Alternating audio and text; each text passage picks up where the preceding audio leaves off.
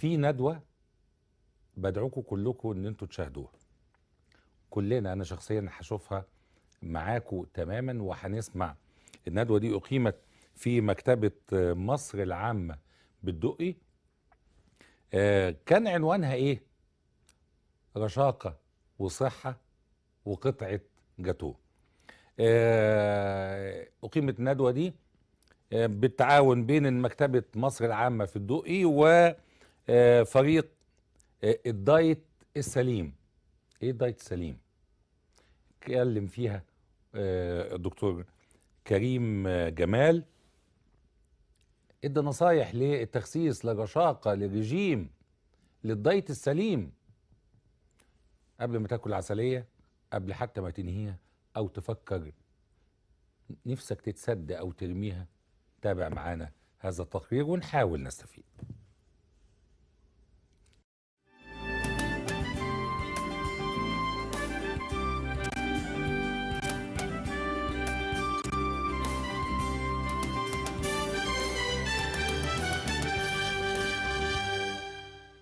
ايه رأيكم بدل ما نقعد نعمل دايت ونتخن ونخس ونتخن ونخس، نشوف الناس دي بتعمل ايه وبتعيش ازاي ونعمل زيهم؟ مش يمكن لما نعمل زيهم نبقى زيهم فعلا؟ نفسنا بنتكلم فرنساوي في الاخر. بس السؤال في الاول، فرنسا مشهوره بايه تاني غير الرشاقه في الاكل؟ الجبن، اللبن، الباتيه، الكرواسون، جاتو، شوكولا، كل الحاجات اللي بتودينا في داهيه موجوده عندهم. طب ايطاليا مثلا معروفه بايه؟ باستا وبيتزا. يعني احنا لو جبنا الحاجات اللي على فرنسا والحاجات اللي مع ايطاليا، هم السبب الرئيسي للسمنه عندنا. باستا وبيتزا وحلويات وجاتوهات وكيكات وحاجات كلها كده. طب ازاي الناس دي هم اصل الحلويات واصل الاكلات اللي فيها كالوريز عاليه وفي نفس الوقت بيتمتعوا بالرشاقه دي؟ احنا شايفين النهارده ندوة جميلة في مكتبة مصر العامة، رشاقة وصحة وقطعة جاتوه. ما معنى هذا؟ رشاقه وصحه وقطع الجاتوه هي ندوه احنا عاملينها عشان خاطر نعمل تثقيف صحي وتثقيف غذائي، وفي نفس الوقت نقول للناس ان يا جماعه مش عشان خاطر نعيش بصحه وناكل اكل صحي ان احنا نحرم نفسنا من كل الحاجات اللي احنا بنحبها. عشان كده احنا قايلين رشاقه وصحه، وفي نفس الوقت هتقدر تستمتع بقطعه الجاتوه اللي انت بتحبها. شايف حضرتك ايه السبب في ارتفاع معدلات السمنة في المجتمع المصري؟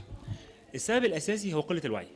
احنا مش فاهمين اكلنا بيتكون من ايه، مش فاهمين جسمنا نفسه بيشتغل ازاي، مش عارفين الاكل بيأثر على جسمنا ازاي، فبالتالي بنكتسب عادات غذائيه خاطئه وبنبدأ نقلد شعوب معروفه بالسمنه وبارتفاع معدلات السمنه ومعدلات الضغط والسكر، وبالتالي العادات دي اكتسبناها على مدار السنوات الاخيره هي اللي ادت بينا لارتفاع في نسب السمنه، ارتفاع الاصابه بالسكر والضغط. احنا بنلاقي دلوقتي ان واحد من كل اتنين او واحد من كل ثلاثة مصاب بالضغط وارتفاع ضغط الدم. دي مشكله كبيره جدا. مصر دلوقتي من اعلى الشعوب العربيه اصابه بامراض السمنه، فبالتالي احنا ما كناش كده.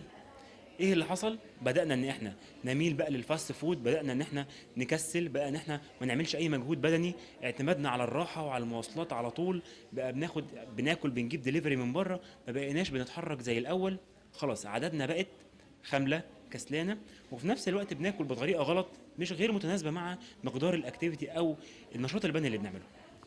حضرتك شايف ان التوعية والتثقيف زي النهارده كده هو ممكن يجيب اثر في المجتمع المصري ويعلي وعيهم وبالتالي تتغير ثقافتهم؟ طبعا، لان احنا بنبدا على مستوى الفرد. التغيير بيبدا مش من على المستوى العام، من على مستوى الفرد. لو كل واحد خد معلومه صحيحه استفاد بيها طبقها على نفسه لقى فيه تغيير ايجابي، هيبدا زميله، عيلته، جاره، اخته، اخوه، هيبدا الناس كلها اللي حواليه تقلده، وهو هيبدا ينقل لهم تجربته وينقل لهم تجربته الايجابيه والفوائد اللي استفاد بيها. فمن حيث الفرد او من اول الفرد هنبدا نطلع للمستوى بتاع الجمهوريه كلها. ابرز النصائح اللي حضرتك هتقدمها النهارده في الندوة علشان نغير العادات الخاطئة في الاكل؟ اول حاجه محتاجين ناكل، محتاجين ناكل اكل صحي، لان في ناس بتحرم نفسها من الاكل وفاكره ان هو ده اكل صحي. لا، احنا محتاجين ناكل على الاقل 3 وجبات في اليوم، محتاجين ناكل الخضروات والفواكه ونعتمد عليها بشكل اكبر، نقلل شويه من استهلاكنا للسكر والدهون زي الزيوت والسمنه وخصوصا السمن الصناعي. كل الحاجات الصناعيه محتاجين ان احنا نقلل منها بقدر الامكان ونميل اكتر للوضع الطبيعي او للاكل الطبيعي، محتاجين نزود من نشاطنا البدني شويه. مش عشان خاطر نازلين ان احنا نجيب حاجه من السوبر ماركت يبقى ناخد العربيه او نركب مواصلات. لو احنا شغالين في مكان مثلا، لا ناخد نمشي شويه، ناخد السلم بلاش الاسانسير. لو راكبين المترو، احنا بنشوف دايما في المترو كل الناس تطلع من المترو تركب السلم المتحرك، بنلاقي السلم المتحرك زحمه جدا في حين ان السلم العادي فاضي. لا، خلينا ناخد السلم العادي، خلينا نحرك جسمنا، مش كل مشاورنا تبقى بالمواصلات وبالعربيه، خلينا نمشي شويه اكتر عشان خاطر ده هينعكس علينا وعلى صحتنا وعلى انتاجيتنا كمان كافراد. حضرتك النهارده مختار مكتبة مصر العامة لهذه الندوة، شايف ان ده دور المكتبات علشان تبدأ تلعب دور كبير في تغيير وتثقيف المترددين على المكتبات بالحاجات المختلفة بالنسبة للعادات الغذائية؟ طبعا، لان مرتدي المكتبه العامه هو حد اوريدي مثقف او حابب ان هو يتثقف، حد عنده وعي، فبالتالي هيبدا يتقبل النصايح بشكل افضل، هيبدا يطبقها، وهيبقى افضل من اي حد تاني من ان هو ينقلها. المكتبه بس مش مكان بنيجي نقرا فيه، لا، المكتبه بنيجي نتعلم فيه عن كل حاجه في حياتنا. احنا هنا في المكتبه في انشطه تانية كتير، في الصحه وفي التثقيف وفي التفكير الايجابي، في حاجات كتيره جدا، نشاطات ممتازه جدا بتتعمل في المكتبات، وهو ده دور المكتبه فعلا، مش بس مجرد قرايه كتب. حرصك على حضور ندوة زي كده في التثقيف الغذائي ليه؟ اولا لاسباب كتيره قوي. لاحظت ان الضغط العالي سببه السمنه، سببه سوء التغذيه. آلام الركب اللي بقت منتشرة دلوقتي في المجتمع سببها برضو السبب الرئيسي. تروحي لأي دكتور يقولك لا أخف الوزن الأول.